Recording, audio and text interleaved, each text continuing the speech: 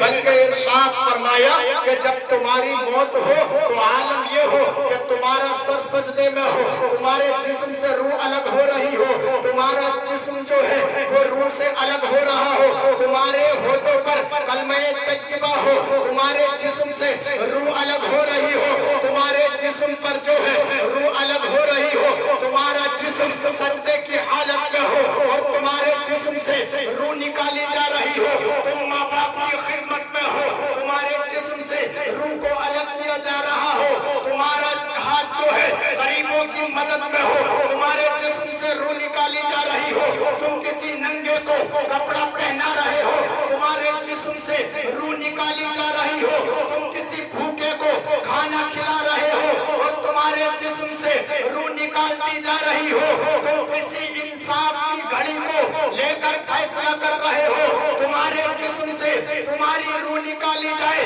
تو امام غزالی حجت الاسلام ارشاد فرماتے ہیں کہ جس کا انتقال اس حالت میں ہو کہ روح سجدے میں ہو، جسم اس کا سجدے میں ہو، اس کے جسم سے روح الگ ہو رہی ہو، اس کا سر جو ہے وہ ماں باپ کی خدمت میں ہو، اس کی زبان پر کلمہ طیبہ جاری ہو، امام غزالی ارشاد فرماتے ہیں قبر میں بعد میں اتارا جاتا ہے، قبر کو پہلے سجا دیا جاتا ہے۔